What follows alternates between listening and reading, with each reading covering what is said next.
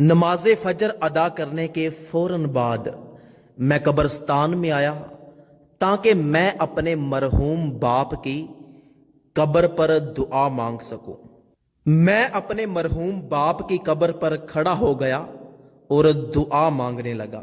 جیسے ہی میں نے دعا شروع کی تو اچانک مجھے چیخو پکار کی آوازیں سنائی دینے لگی۔ میں حیران ہو کر ادھر ادھر دیکھنے لگا لیکن مجھے کوئی بھی نظر نہ آیا۔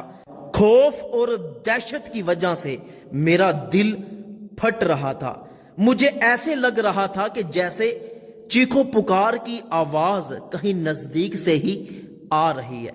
میں نے ادھر ادھر دیکھا تو مجھے ایسے لگا کہ جیسے چیخو پکار کی آواز ساتھ والی قبر سے آ رہی ہے۔ میں آہستہ آہستہ اس قبر کی طرف بڑھا اور بڑی ہمت کے ساتھ اس قبر کے نزدیک جب میں نے کان کیا تو مجھے آوازیں اور زیادہ زور زور سے آنے لگی۔ میں وہاں سے اٹھا، ایک جانب سے قبر کھلی ہوئی تھی، قبر میں بڑا سارا سوراخ تھا۔ میں اس سوراخ کے نزدیک گیا، سوچا کہ اس میں دیکھنے کی کوشش کروں، لیکن جیسے ہی میں نے اس میں دیکھا تو میں جھٹکا لگا کر پیچھے گرا اور تیزی کے ساتھ میں قبرستان سے باہر نکل گیا اور خوف اور دہشت کے مارے مجھ سے چلا بھی نہیں جا رہا تھا۔ یہ تو مجھے پتا ہے کہ میں قبرستان سے باہر کیسے آیا۔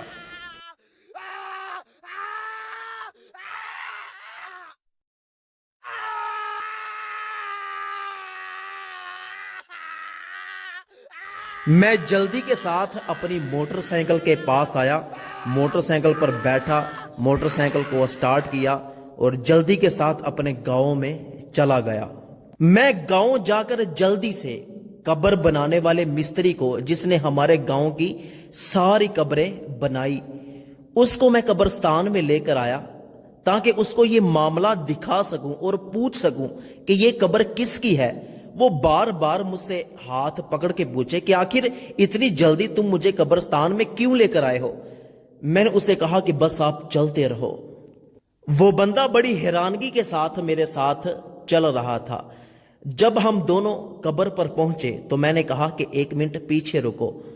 میرا گمان تھا کہ ابھی بھی قبر سے آوازیں آ رہی ہوں گی، لیکن جب میں نے قبر کو کان لگا کر دیکھا تو کوئی کسی قسم کی آواز نہیں آ رہی تھی۔ پھر میں نے اس کو بتایا کہ صبح نماز فجر کے بعد میں فوراً قبرستان میں آیا۔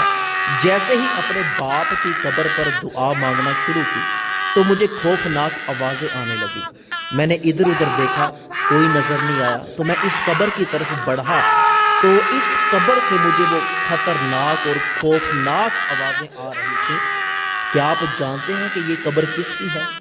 اس نے بتایا کہ یہ قبر ہمارے گاؤں کے ایک ٹھیکیدار کی ہے جو بہت ہی ظالم انسان تھا، اور سب سے بڑی بات یہ کہ یہ بندہ سود کا کاروبار کیا کرتا تھا اور لوگوں پہ ظلم کیا کرتا تھا، لوگوں کو سود پر قرض دیا کرتا تھا۔ تو میں سمجھ گیا کہ قبر سے جو آوازیں آ رہی ہیں یہ یقیناً سود کا کاروبار کرنے کی وجہ سے عذاب مل رہا ہے۔